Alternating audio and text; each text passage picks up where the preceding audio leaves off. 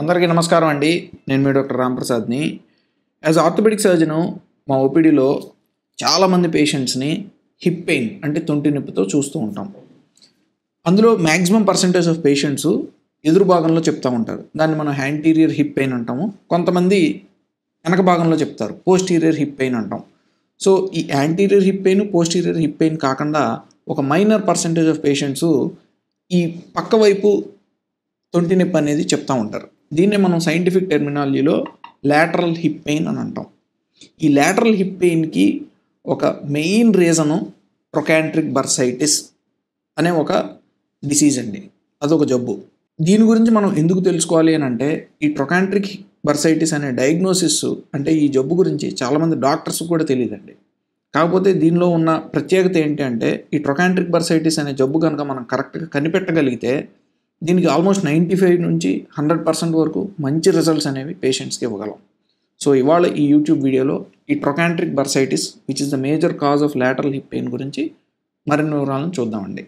ఈ trochanteric bursitis అంటే సింపుల్గా ఏంటి అని అంటే, ఇక్కడ ఉండే ఒక కుషన్ అంటే బర్సా అంటాము ఇంగ్లీష్లో. ఈ ట్రొకాంట్రిక్ బర్సాలో వాపు రావటం. ఈ కుషన్ అనేది మనకి ఏ విధంగా ఉపయోగపడుతుంది?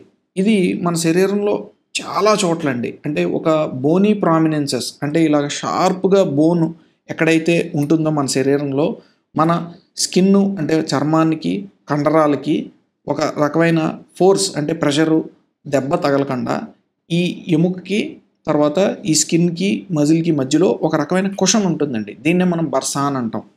ఈ బర్సాలో కనుక అది ముఖ్యంగా ఈ హిప్లో ట్రొకాంట్రిక్ బర్సాలో కనుక వాపు ఉంటే దీన్ని ట్రొకాంట్రిక్ బర్సైటిస్ అని అంటాం. ఇది ఎవరిలో వస్తుంది జనరల్లీ అని అంటే, దీనికి 3 ముఖ్య కారణాలు ఉన్నాయండి. ఫస్ట్‌ది ట్రామా. అంటే ఎవరైనా దెబ్బ తగిలి కింద పడిపోయారనుకోండి, ఈ విధంగా ఇటుపక్క సైడ్ యాంగిల్‌లో పడ్డారనుకోండి, సో అక్కడ ఉన్న బర్సా దెబ్బతింటది. సో అక్కడ వాపు వస్తుంది. ఇది ముఖ్య కారణం దెబ్బ తగలటం. ఇంకా సెకండ్‌ది ఓవర్ యూజ్.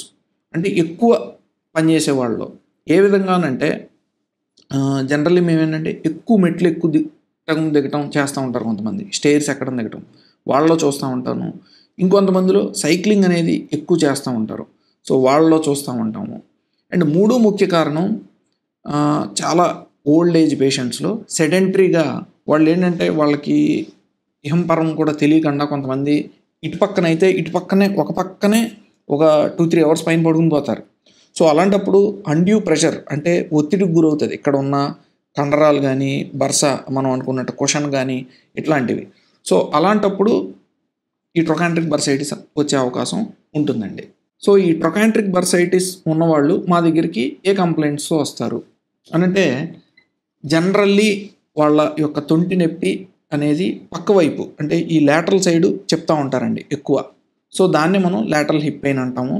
అండ్ ఒక రకమైన తీవ్రమైన నొప్పి అండ్ సలపరం అండ్ కాలు ముందరికి వెనక్కి కదపాలంటే కూడా ఈ పక్కన మాకు పట్టేస్తుందండి అని చెప్పి ఒక నాన్ స్పెసిఫిక్ కంప్లైంట్స్తో వస్తూ ఉంటారు.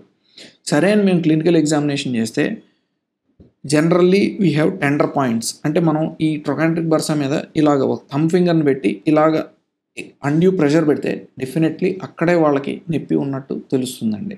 సో అది మెయిన్ డయాగ్నోస్టిక్ ఇండికేషన్ అన్నమాట, మనకి ట్రొకాంట్రిక్ బర్సైటిస్ వీళ్ళకు ఉంది అని తెలుసుకోవడానికి. అలా అని చెప్పి వీళ్ళకి వచ్చిన తర్వాత వాళ్ళకి ఒక ఎక్స్రే రాయటం జరుగుతుంది. కాకపోతే ఎక్స్రే 99% నార్మల్గానే ఉంటుందండి. అవసరమైన వాళ్ళకి మెయిన్లీ ఏంటంటే ఒక చీప్ ఇన్వెస్టిగేషను అంటే కాస్ట్ ఎఫెక్టివ్ ఇన్వెస్టిగేషన్ అల్ట్రాసౌండ్ రాస్తాం. ఈ అల్ట్రాసౌనోగ్రఫీలో మనకేంటంటే ఇక్కడ ఒక రకమైన బర్సాలో ఇన్ఫ్లమేషన్ వల్ల ఫ్లూయిడ్ చేరింది అనేది మనకు అర్థమవుతుంది.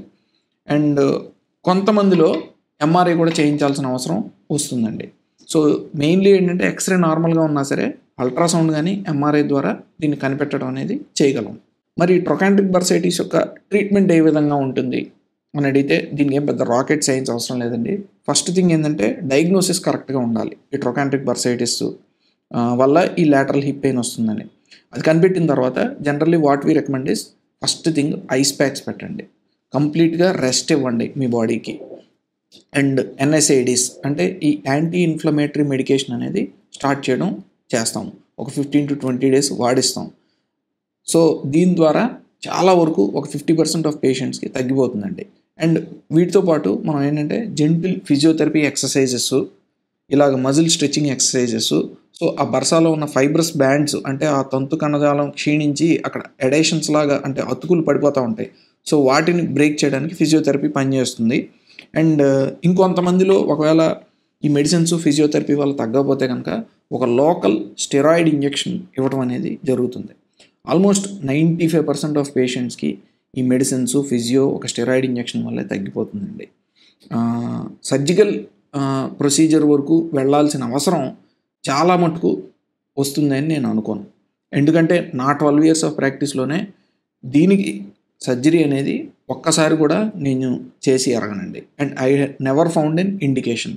సో మ్యాక్సిమమ్ వీళ్ళకి ఒక రకమైన స్టెరాయిడ్ ఇంజెక్షన్ ఒక్కొక్కసారి సెకండ్ టైం కూడా ఇవ్వాల్సి వస్తుంది. అండ్ స్టెరాయిడ్ ఇంజెక్షన్స్తోనే చాలా వరకు దీన్ని తగ్గించే అవకాశం ఉందండి. అండ్ ఇందాక మనం అనుకున్నట్టు ఈ లేటరల్ హిప్ పెయిన్కి ముఖ్య కారణమైన ట్రొకాంట్రిక్ బర్సైటిస్ అంటే ఈ అసలు డయాగ్నోసిస్ కనిపెట్టడమే చాలా ఇంపార్టెంట్ అండి. ఒకవేళ దీన్ని కనిపెట్టిన తర్వాత మనం ట్రీట్మెంట్ కనుక చేస్తే 95 to 100% రిలీఫ్ వచ్చే అవకాశం అనేది ఉంటుందండి.